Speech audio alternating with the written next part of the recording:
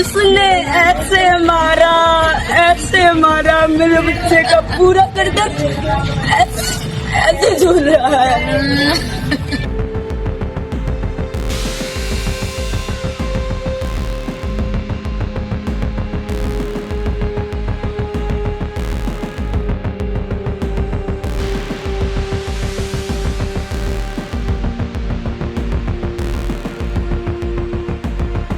नमस्कार, मैं हूं मनु राव और आप देख रहे हैं उदयपुर न्यूज। कहते हैं कि बच्चे भगवान का रूप होते हैं। उनकी मुस्कान से घर में खुशियां आती, उनकी किलकारियों से आंगन महक उठता है।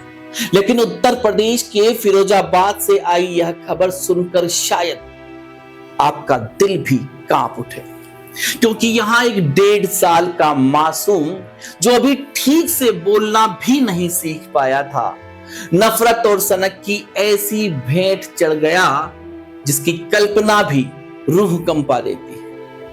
उस मासूम का नाम था आरव, जो हर सुबह अपनी मां की गोद में आंखें खोलता था, जो खिलौनों से खेलते खेलते हंस पड़ता था, जिसके छोटे छोटे कदमों को देखकर उसका परिवार सपने बुन रहा था।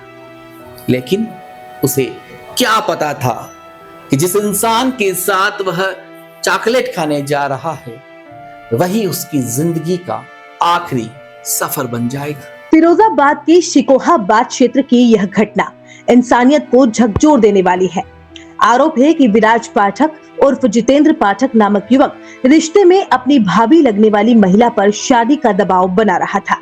जब महिला ने उसकी बात मानने से इनकार कर दिया तो उसके भीतर का जुनून और गुस्सा खतरनाक रूप ले बैठा। लेकिन उसने अपना गुस्सा उस महिला पर नहीं निकाला, उसने निशाना बनाया उस मासूम को जिसका इस पूरे विवाद से कोई लेना देना ही नहीं था।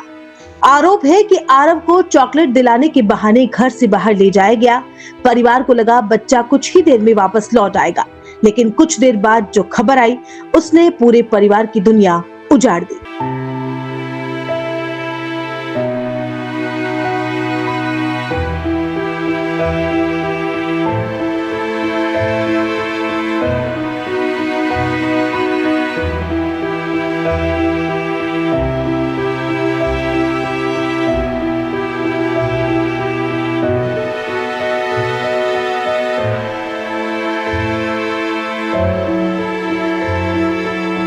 जरा उस मां के बारे में सोचिए जिसने 9 महीने अपने बच्चे को कोख में रखा, जिसने उसकी पहली मुस्कान पर खुद को दुनिया की सबसे खुशकिस्मत मां माना, जिसने उसकी हर छोटी सी जरूरत के लिए अपनी जिंदगी और आराम तक कुर्बान कर दिया। वही मां कुछ ही पलों में अपने कलेजे के टुकड़े को खो बैठी। एक पल पहले जो बच्चा उसकी उंगली पकड़कर चलता था, अगले ही पल वह निर्जीव पड़ा था। और मां बार बार सिर्फ यही पूछ रही थी कि मेरे बच्चे ने आखिर किसी का क्या बिगाड़ा था। घटना के बाद पूरे इलाके में मातम छा गया। हर आंख नम थी, हर चेहरा गुस्से और दर्द से भरा था, क्योंकि यहाँ किसी दुश्मनी में किसी बड़े आदमी की हत्या नहीं हुई थी। यहाँ एक ऐसा मासूम दुनिया छोड़ गया था जिसने अभी जिंदगी को समझना भी शुरू नहीं किया था, जिसकी दुनिया उसकी माँ की गोद, उसके खिलौने और उसकी मासूम मुस्कान तक सीमित थी। मेरा बच्चा 1.5 साल का है। मेरे ससुराल वाले रखते नहीं है, बहुत मारा मुझे, बांध के मारा, बहुत बीमार थे हम। मेरी मम्मी हमें ले आई, हमने फोन किया, चुपचाप ले आई। फिर उनके बुआ का लड़का मेरे पास फोन करता रहा, हम रिश्ता देखते रहे, मेरा देवर है, उस तरीके से हम बात करते रहे। फिर बोला हम मिलने आ रहे हो, वो आया, हमसे बोला शादी कर लो। हमने कहा नहीं, मेरे पास एक बच्चा है ना। तो यहाँ पे मिलने आया, बाबू से बोला बाबू चलो टॉफी खाने चल रहे हैं। मैंने बाबू दे दिया, मैंने कहा अपना ही तो बहुत ही तो ले जा रहा है। उसी ने बोला छोटे से बच्चे से कि तुम चले जाओ साथ में, तो बोला कि वो इधर ही तो गए हैं भैया। मैंने इसको भी नहीं भेजा, मैंने जा रहा है जाने दो। उसने ऐसे मारा मेरे बच्चे का पूरा गर्दन ऐसे झूल रहा है। क्या धरती पटक दिया, क्या किया ऐसे? कहाँ पर पटका, किस जगह पर? मुझे नहीं पता। क्या नाम है उनका जिनने पटका है? विराज और जितेंद्र पाठक। ये कौन है आपके? मेरी बुआ सास का लड़का। उन्होंने हत्या की है बच्चे की। हाँ। आप उनके यहाँ आई थी? नहीं, हम अपनी मौसी के यहाँ आए थे, वो यहाँ पे ही आया था। कानून आरोपी को सजा देगा। पुलिस ने उसे मुठभेड़ के बाद गिरफ्तार भी कर लिया है, लेकिन क्या कोई सजा उस मां का दर्द कम कर सकती है? क्या कोई फैसला उस सूनी गोद को फिर से बढ़ सकती है? क्या कोई अदालत आरव को उसकी मां की बाहों में वापस लौटा सकती है? शायद नहीं।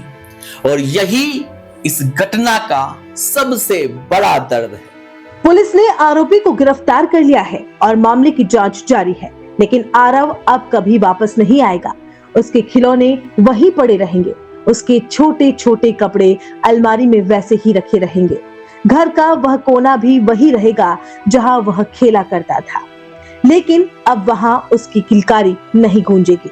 अब उसकी माँ जब उस कोने को देखेगी तो शायद हर दिन उसकी आंखें भर जाएंगी। ये थाना सिकोहाबाद अंतर्गत यादव कॉलोनी का मामला है। एक 1.5 वर्षीय बच्चे की हत्या हुई थी। पुलिस को सूचना मिलते ही तत्काल उचित धाराओं में अभियोग पंजीकृत करते हुए घटना के अनावरण और गिरफ्तारी के लिए कुल 4 टीमों का गठन किया गया था। इसमें जो नामजद अभियुक्त था जितेंद्र पाठक, ये बदायूं का रहने वाला है। इसकी सिकोहाबाद पुलिस तलाश कर रही थी, जगह जगह इसमें दबिश दी जा रही थी।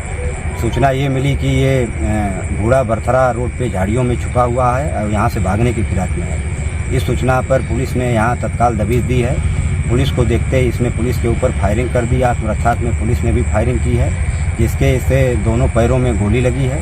तत्काल इसको इलाज हेतु ट्रामा सेंटर में भेजा गया है, जहाँ पुलिस अभिरक्षा में इसका इलाज चल रहा है। इसके पास से जो बरामदगी हुई है, एक अवैध तमंचा 315 बोर, जिंदा और खोखा कारतूस बरामद हुए हैं। पूछताछ में इसने घटना का मोटिव ये बताया है कि ये बच्चे की मां से शादी करना चाहता था और बच्चे की मां ये कहती थी कि नहीं, मेरा एक बेटा है, मैं शादी नहीं कर सकती। और इस बात से इसने ये सोचा कि बच्चे को रास्ते से हटा देंगे तो हमारी शादी हो जाएगी। इसी बात को लेकर इसने बच्चे को हटाने की नीयत से, रास्ते से हटाने की नीयत से इसने उसकी हत्या कर दी और इस घटना को अंजाम दिया।